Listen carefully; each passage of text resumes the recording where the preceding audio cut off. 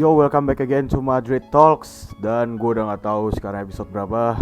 Gue udah lama banget, nggak ngupload video juga. Kayaknya dari awal, dari sebelum laga lawan Manchester City leg kedua deh. Kayak gue udah nggak ngupload lagi, gue lupa. And then, season 2020-2021. Ya, ini akan jadi penentuan ya apakah Madrid masih bisa memegang trofi La Liga atau enggak.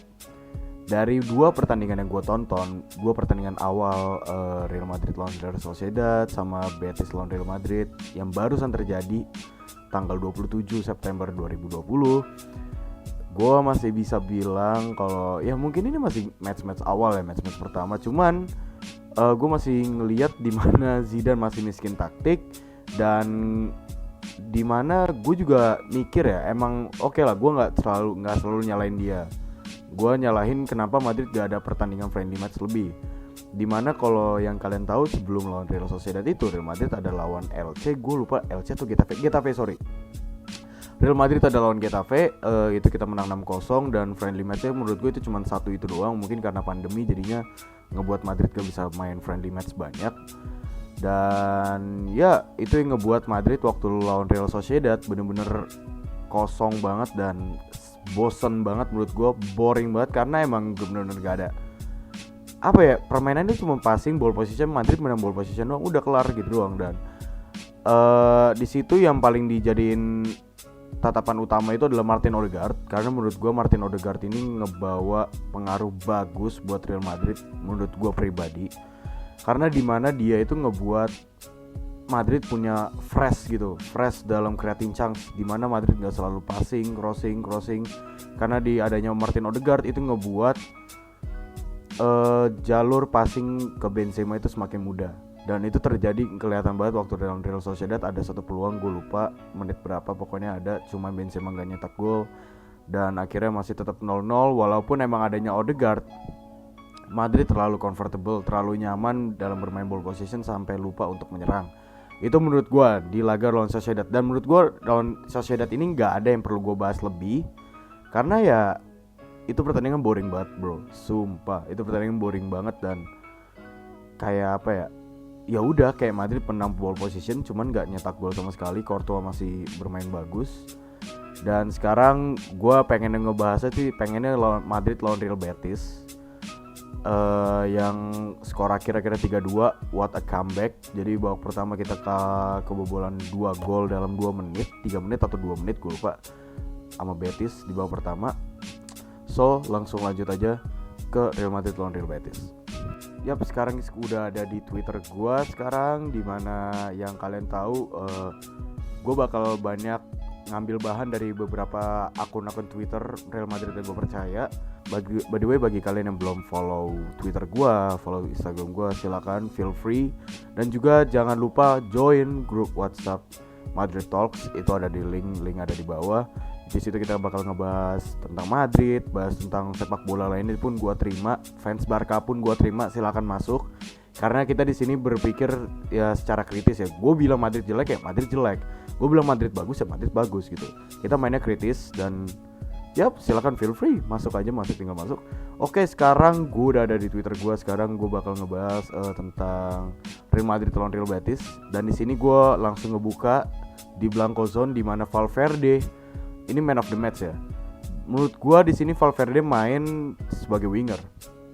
Karena Madrid main 4-4-2 diamond. Di situ menurut gue kayak hal yang unik, yang nggak sebenarnya jarang terjadi jujur, karena beberapa kali Zidane emang jarang banget pakai 4-4-2 diamond.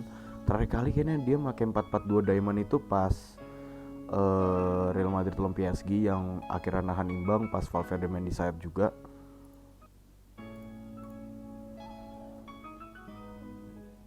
Dan sekarang gue coba lihat ini akun yang biasa gue follow di Twitter, Ultra Suristik, di mana dia selalu screenshot dan lain-lain bla bla bla. Di sini gue bakal ngebahas dari babak pertama karena dia selalu nge-screenshot, dan ini hal yang cukup mudah dibanding gue mesti nganalisa lewat video, karena lu tau lah karena copyright dan segalanya gitu. Oke, dari sini gue bakal ngebahas gue bakal zoom ya. Oke, jadi pertandingan Real Madrid lawan Real Betis ini lo lihat di sini. Ini adalah formasi diamond. Sebenarnya Zidane bilang katanya ini bakal jadi 4-3-2-1, tapi akhirnya menurut gue ini formasinya diamond pada akhirnya. Walaupun di sini 4-3-2-1, di mana 4-3-2-1 itu memaksimalkan 2 attacking midfielder. Jadi di sini Odegaard dan Benzema itu jadi attacking midfielder. Dan fun fact, di laga kali ini Zidane benar-benar mainin 2 striker, yaitu Benzema dan Jovic. Dan menurut gue tadi Benzema benar-benar nggak jadi seorang striker murni, cuman dia jadi center attack midfielder, dan which is menurut gue itu it's very good for him. Like dia benar-benar main bagus banget sebagai playmaker. Dan gue ngelihat passing-passingnya itu, gue ngelihat peran Benzema ini cuman di babak kedua ya, dimana Benzema ini sebagai playmaker berusaha untuk membuka passing untuk Jovic, dan Jovic yang lari gitu. Dan sebagai gantinya tadi ada kartu merah bagi Emerson. Dan by the way, gue bakal ngebahas yang ini dulu, dimana di sini 4-3-2-1 dimainkan oleh Zidane. Dan menurut gue tadi di babak pertama agak dimainkan sedikit formasi ini, tapi dan pada akhirnya mainnya 4-4-2, di mana Benzema akhirnya 4-4-2 diamond ya. Jadi di sini sebenarnya tuh Jovic di kanan, Benzema di kiri, dan Odegaard jadi center attack midfielder. Dan Valverde, Kroos tetap di sini, Casemiro di sini. Dan itu menurut gua dampak yang ngebuat Real Madrid kebobolan 2 gol. Oke, gua jelasin dari Twitter gua. Gua di sini ngejelasin bahwa gue ngejelasin di sini bahwa yang ngebuat Madrid kebobolan 2 gol karena Madrid main pakai diamond, di mana 2 midfielder, Kroos sama Valverde agak lebar, terus Odegaard fokus center attack midfielder. Casemiro ditinggal sendirian di lini tengah sebagai center defense. Yap. Jadi dari tadi penyebab Real Madrid bisa kebobolan 2 gol itu karena high pressnya Madrid. High press Real Betis, di mana Betis bisa bagus banget ngepress Madrid habis-habisan, yang ngebuat Madrid sempat keteteran. Casemiro pun gak bisa handle sendirian karena Kroos dan juga Valverde gue liat dia main agak ngelebar, Odegaard main terlalu maju, jadi lini tengah cuman Casemiro. Dan di situ Casemiro sempat agak cedera gara-gara Emerson agak kesakitan dikit, dan itu yang ngebuat Madrid jadi keteteran dan akhirnya 2 gol dalam 3 menit. Dan itu yang ngebuat Madrid benar-benar keteteran banget, dimana Casemiro yang biasa sebagai penghubung lini tengah dengan juga center back itu benar-benar hancur parah. Gue gak ngerti lagi, dari tadi babak pertama hancur banget. Oke, jadi ini adalah penyebabnya. Dan gue tadinya sempat nyaranin mendingan lu buang 1 striker, karena menurut gue lama-kelamaan setelah 2 gol itu Benzema mainnya sebagai striker murni, nggak jadi center attack midfielder. Dan setelah itu tiba-tiba Kroos diganti sama Modric karena Kroos ada sakit. Jadi menurut gue itu juga ada kemungkinan emang penyebab utama kenapa Madrid juga hancur karena Kroos juga ya, karena Kroos cedera, jadi Kroos nggak bisa nge-handle lini tengah juga. Dan akhirnya Modric main, dan itu pun diganti pas menit-menit 44. Dan menurut gue juga itu nggak terlalu dampak bagus waktu di babak pertama.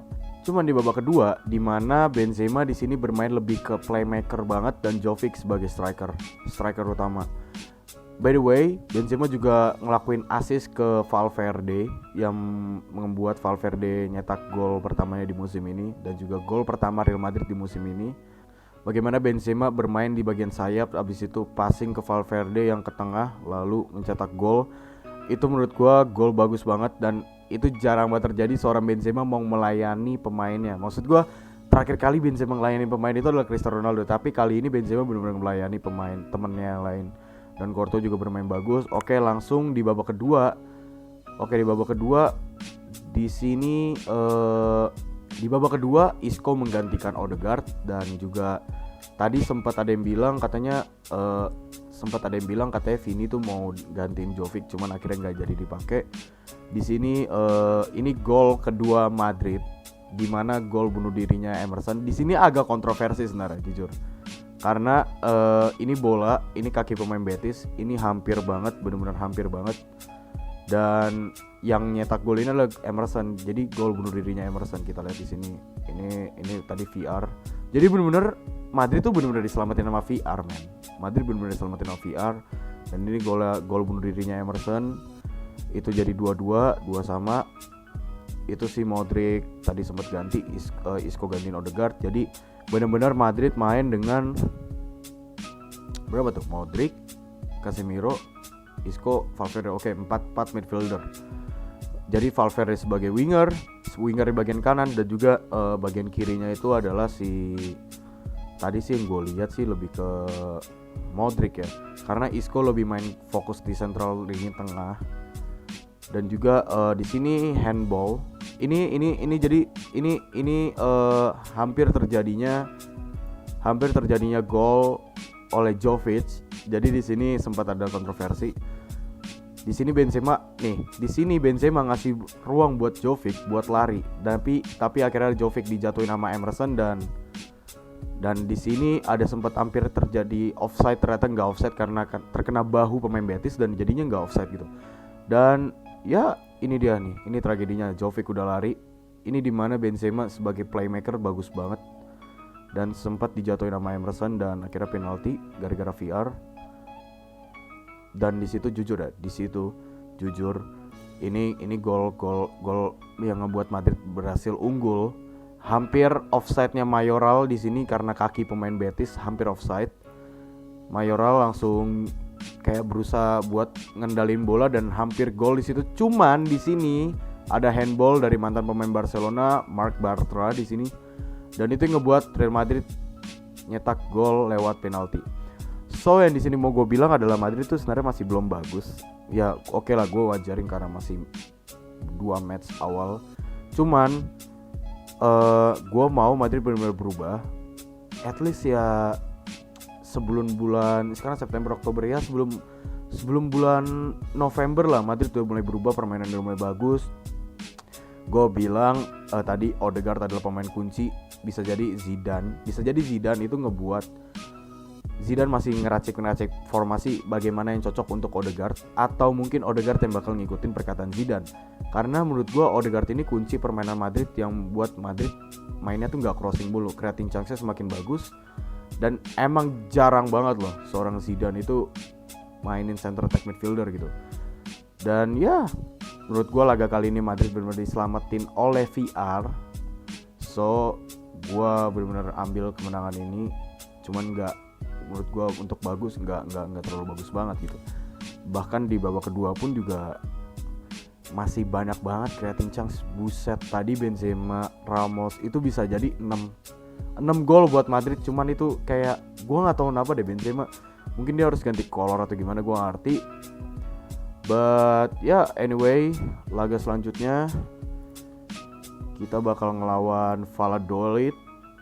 Oke, di sini ini peringkat 1 dimiliki Granada. Oke, Barcelona kayak belum main deh kayaknya. Ya, Barcelona, Atletico belum main, sama Sevilla belum main. Gua enggak tahu kenapa. Dan gua enggak peduli. Valladolid. Oke, ini kita bisa ngambil 3 poin di sini. 3 poin lagi. Gua optimis 3 poin karena Valladolid di sini laga sebelumnya dia kalah habis itu seri. Jadi gua berharap Madrid benar-benar bisa ngambil 3 poin di kandangnya sendiri. So that's it guys, thank you for watching. Don't forget to like, comment, subscribe. Jangan lupa join grup WhatsApp Madrid Talks. Dan ya semoga Madrid masih nggak bergantung terhadap VR dan juga Benzema dan juga Casemiro. So see you guys there and goodbye.